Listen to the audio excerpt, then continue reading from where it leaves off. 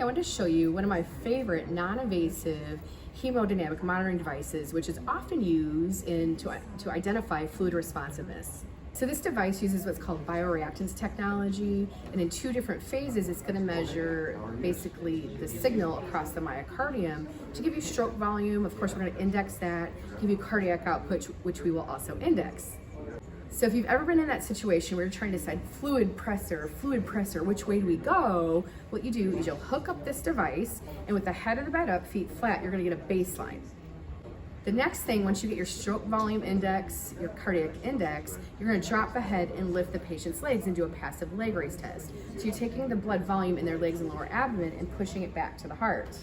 If the stroke volume goes up by 10% or more in a patient who's hypotensive or hypoperfused, that indicates that they're gonna be fluid responsive, so give that patient fluid. If their stroke volume does not go up by at least 30%, in the setting of hypotension or hypoperfusion, then you would either start or increase the dose of the vasopressor.